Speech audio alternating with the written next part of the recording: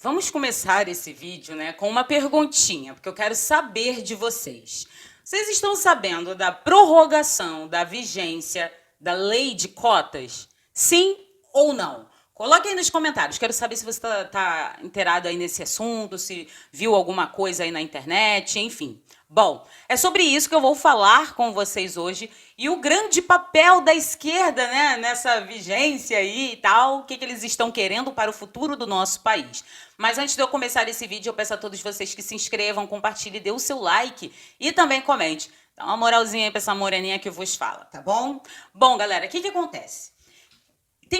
Tá tendo uma sessão, tá, lá na Câmara, onde o deputado Hélio Negão está participando e ele está, assim, maravilhindo nessa sessão. As falas desse homem foi maravilhosa, tá? Se você não viu, vai no Instagram do Hélio Negão e veja os vídeos. Eu até postei um no meu Instagram. Se você não me segue no meu Instagram, me siga, por favor. O link está na descrição desse vídeo, onde ele vai colocando pontos sobre cotas raciais para universidades, que é bem interessante. Por quê, gente? A esquerda, o movimento negro, usa, por exemplo, usa a narrativa de que as cotas raciais também faz parte dessa tal dívida histórica que o Brasil tem com os negros, os índios e os pardos. E o Hélio Negão falou uma coisa, eu não vou falar tudo aqui, senão esse vídeo vai ficar enorme, mas ele falou um negócio que eu acho bem interessante, porque o movimento negro não conta para as pessoas, que é o seguinte: como se iniciou a escravidão? O branco estava lá no país dele, pegou o naviozinho dele, rodou, chegou lá no continente africano, olhou para os africanos e falou: opa, achei legal pegar uns negão mais negona aqui para levar para escravizar. Será que foi assim? Não foi, né, gente? Quem sabe um pouco da história, quem já leu alguns livros falando sobre esse assunto, sabe muito bem que, na verdade, quem vendeu os negros para os brancos foram os próprios negros. E aí eu teria que contar aqui um pouco da história para vocês, mas ficaria muito longo, mas basicamente eram brigas de tribos que tinham na época, tá? Tribos negras, tá? Negro contra negro, enfim. E o mais forte que vencia, né? Era o que vencia, pegava essas pessoas e prendiam eles, e escravizavam eles. E nessa questão, um navio parou ali no continente africano, eles tinham negros escravos para vender, ofereceu, o pessoal aceitou, e aí se iniciou todo esse processo de escravidão, tanto no Brasil, entre outros países. Foi legal, gente? Não, a escravidão não é bonita, a escravidão não foi bonita, não foi legal, porque são seres humanos, óbvio. Isso aí, todo mundo, né, tá ok nessa questão. Mas existem coisas no meio desse assunto também que eles não contam. Eu quero até recomendar um livro aqui para vocês. Eu já tenho esse livro aqui faz alguns anos. Eu comprei ele praticamente na época que ele foi lançado, tá? Que é esse livrinho aqui maravilhoso, que é o Guia Politicamente Incorreto da História do Brasil. Além de algumas histórias que é contada aqui, não de forma muito profunda, mas aqui tem várias referências para vocês poderem estudar sobre o assunto, tá? Por isso que eu gostei desse livro. Eles contam sobre histórias de negros que tinham escravos, de negros que conseguiram se levantar numa época que dizem pra gente que negro não conseguia se levantar, até porque se você parar para pensar, para um negro ter escravos, é porque ele tinha uma situação econômica legal para comprar escravos. Então aqui conta algumas histórias, eu até deixei marcada aqui, essa página aqui que já se inicia, deixa eu ver aqui a página. Página 79, onde está aqui. Agradeçam aos ingleses. Se inicia basicamente aqui, tá vendo? Ó, negros. Ele é muito bonito, esse livro, tá? Então se inicia basicamente aqui a história que eles falam sobre essa história dos negros que não contaram pra gente. E eles têm referências, tá, pessoal? Vou até mostrar aqui. Tá vendo? Aqui é a referência de uma outra parte, notas, referências e tal, mas tem também na parte que eles falam dos negros. E é interessante que o movimento não conta isso para os pretos do Brasil, né? Eles não contam sobre essas histórias. E o Hélio Negão, tá, deu até o exemplo de um barão que existiu aqui no nosso país, que eu não vou lembrar o nome dele agora, mas um barão que era negro. Como que o cara era barão e negro? Já que, segundo o movimento, nenhum negro conseguia se levantar. É claro que existem muitas coisas dentro dessa história que não foram corretas, né? Muitas coisas que aconteceram que levaram a, por exemplo, a criação de favelas dentro do nosso país, dentro do Rio de Janeiro. Mas a questão é que o negro não é incapaz. Ele não tem uma história de incapacidade. Tem muitas histórias de capacidade desses negros, né, na nossa literatura. Mas, enfim.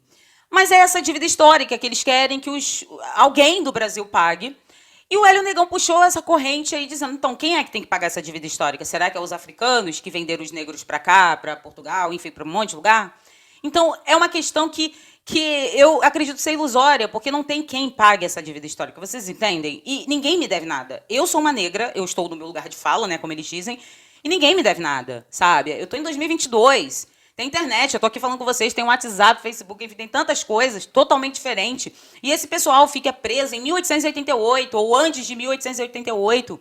As coisas passaram, a gente tem que correr atrás para conseguir se levantar. E não é isso que eles pregam. E essa cota racial, ela é basicamente uma forma de pagar uma dívida histórica que quem deveria pagar, se a gente for olhar bem, foi o pessoal lá da África que vendeu os negão e as negonas, né, para o Ocidente. Mas isso eles não contam. E agora eles estão tentando prorrogar essa vigência da lei de cotas até 2062. E aí eu pergunto para vocês que estão me ouvindo, será que, porque eles dizem que querem prorrogar, porque apesar de muitos negros, índios e pardos terem entrado nas universidades, isso ainda não foi o suficiente. Então, se não foi o suficiente, será que a resposta está aí? Se não foi o suficiente, será que é porque as cotas não são eficazes nesse quesito, vamos dizer assim? Porque, pensem bem comigo, para um adolescente, seja ele de qual cor ele seja, branco, negro, azul, amarelo, enfim, um adolescente que quer fazer uma prova para entrar numa universidade, o que ele deve ter? Uma educação de base. Ele tem que ter uma educação de base. Porque se ele não tiver uma educação de base, ele não consegue fazer prova nenhuma. E segundo algumas estatísticas, aqui no Brasil, adolescentes de 15 anos não conseguem ler nem escrever direito. Então, será que a questão são as cotas ou a questão é a educação de base que não tem qualidade no nosso país? Seria o método que estão usando um método falido? E por isso, muitos adolescentes não conseguem fazer a prova ou saem até das escolas por desinteresse? Então, são esses tipos de questões que, na verdade, o movimento deveria levantar.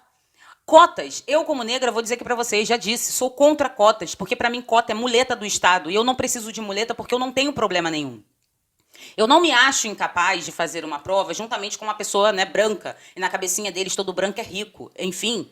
Eu não sou incapaz, eu não sou menos do que uma pessoa de pele clara. E é isso que as pessoas têm que colocar na cabeça. Na vida, gente, há sacrifícios. Ah, mas Ana Paula, eu estudei minha vida inteira em colégio público e a nossa educação foi sabotada, beleza. Não discordo que a educação dos colégios públicos são sabotadas mesmo, são mesmo. Mas só por isso eu vou sentar e vou chorar e vou pedir muleta do Estado? Ou eu vou correr atrás, numa era que nós estamos, de internet? Tem curso gratuito, tem vídeos no YouTube. Então, eu deveria sentar e chorar e pedir, pelo amor de Deus, Estado, me socorra? Eu acredito que não, né? Isso é uma choradeira, é um mimimi e é uma forma até mesmo de rebaixar nós negros. Nós não somos massa de manobra da esquerda, porque a esquerda usa as pessoas negras, as pessoas pobres, para levantar uma única causa, que é a causa da revolução, gente. Isso é um fato. Hoje mesmo eu postei um artigo que eu estava lendo, né, sobre marxismo e o movimento negro. Deixa eu até ler aqui, para ver se é esse nome exato. Espera aí que eu vou abrir aqui para vocês. O marxismo e a luta dos negros. E no próprio artigo, só para vocês terem ideia, ele fala contra o capitalismo. Ou seja, o próprio cara, que o nome dele é George Breitman, e esse artigo foi escrito em 1964, diz que a luta é revolucionária, a luta é contra o capitalismo. Então, nunca foi pela nossa liberdade, nunca foi pela nossa emancipação, sempre foi pela revolução. E tem uma pessoa que está nessa comissão, além, é claro, do nosso querido deputado Hélio Negão, que é uma mulher que faz parte de um movimento chamado Negritude Socialista Brasileira, que saiu até a matéria falando sobre essa audiência, né? Ela é secretária nacional desse grupo, né, Negritude Socialista Brasileira, que é do PSB. E sabe o que é interessante? Que esse pessoal está lutando por cotas até 2062, né? Desculpa, cotas eternas. Mas eu fui dar uma lida no site deles e é o mesmo site que, ao invés de se preocupar, é o mesmo grupo, na verdade, que ao invés de se preocupar com a educação de base de qualidade, são as pessoas que se preocupam em colocar feminismo dentro das escolas, são pessoas que se preocupam em colocar linguagem neutra nas escolas, falar sobre o racismo nas escolas, como eu falei no último vídeo com vocês. São essas pessoas. Ao invés de gastar energia, né, em propagar esses tipos de coisas que eles nem sabem se os pais aceitam ou não, porque o pai é vamos dizer assim, essa palavra é até ruim, mas enfim, é o dono dos filhos e não o Estado, por que eles não gastam essa energia toda? Porque eles têm bastante energia para lutar pela educação de base. Porque quando o seu filho é pequeno, que está lá lendo, aprendendo a ler, escrever, enfim, interpretar texto, é naquele momento que seu filho está se preparando para poder concursar alguma coisa. E igualar as pessoas que, segundo eles, são os ricos, são os brancos. E eles falam tanto de igualdade, mas no final de tudo não é a igualdade que eles propagam a segregação. Porque se vocês olharem bem, a cota chega a ser injusta, a cota racial. Porque, como eu disse para vocês no último vídeo, existem brancos, pobres, que também não têm condições. E aí, como é que eles ficam? O próprio L. Negão falou, tá, mas se a gente for falar de cotas, não é mais fácil a gente falar de cota social ao invés de cota racial? Ele mesmo deu o exemplo dos nordestinos brancos que sofrem com a pobreza. E aí, como é que eles ficam? Não é lutar pelos pobres também? Eles também são pobres. Então você vê que a luta não é por isso. Até porque, se fosse, eles contariam a verdade para as pessoas. Eles contariam a história real, as histórias magníficas de negros dentro do Brasil. Por que eles não contam essas histórias? Eles só contam a parte negativa. Vamos contar a parte positiva e sair de 1888 e viver daqui para frente. E sim, correr atrás para entrar numa universidade, ser um advogado, um médico e por aí vai. Antes de eu dar término nesse vídeo, eu quero até dar um exemplo que eu vi um tempo atrás. Vocês verem a segregação. Parece que eles agora querem abrir clínicas onde só tenham médicos negros para atender pessoas negras para elas se sentirem incluídas. Gente, isso não inclui ninguém, isso segrega. Sabe o que parece que esse povo faz quando eu vejo matérias como essa? O que acontecia nos Estados Unidos, que eles dizem que nós temos um racismo estrutural no Brasil, mas o racismo estrutural existiu nos Estados Unidos, onde tinha banheiro para negros e banheiro para brancos, escola para negros e escola para brancos. Olha o que eles estão querendo fazer também aqui no nosso Brasil, a mesma segregação que fizeram lá. E que Martin Luther King, entre outros, enfim, lutaram contra isso, apesar de eu ter, né, minhas ressalvas quanto a algumas pessoas desses movimentos da época, mas enfim, lutaram contra isso. E é um movimento que quer trazer isso para o nosso Brasil. Olha a ideia. Então, cota racial, gente, não é para ajudar, sabe? Cota racial não diz nada. A cota racial, ela simplesmente é uma muleta do Estado. Se você gosta de muleta do Estado, beleza. Mas muleta do Estado é migalha. E nós negros não queremos migalhas e nem somos massa de manobra para sermos usados pela esquerda para sua revolução. Eu digo por mim. Eu sou negra e não sou usada pela esquerda para fazer a revolução. Eu não faço parte disso. Eu não concordo com cotas. Eu concordo com educação de qualidade para nossas crianças. Eu quero ver Einsteins. Eu quero ver Teslas. Eu quero ver grandes cientistas, matemáticos, advogados, sim, por merecimento e não porque alguém nos deu um empurrãozinho. Vocês entendem a situação? Então, eu acho um absurdo. Até 2062, cotas raciais, gente, eu, sinceramente, acho um absurdo e quero saber a opinião de todos vocês sobre esse assunto. Então, coloquem aí nos comentários, tá? O que vocês acham, porque vocês podem discordar de mim sobre esse assunto. Então, coloquem nos comentários se vocês concordam, discordam. Se vocês acham justo, né, prorrogar até 2062 cotas raciais, né, enquanto nós temos variedades de pessoas pobres no nosso país, que não são somente pretos, nem índios, né, enfim. Coloque aí, galera. Então, é isso. Eu espero que vocês tenham gostado. Eu espero que vocês tenham gostado aí da dica de leitura. Esse livro é muito, muito bom, tá, galera? E até o próximo vídeo, gente.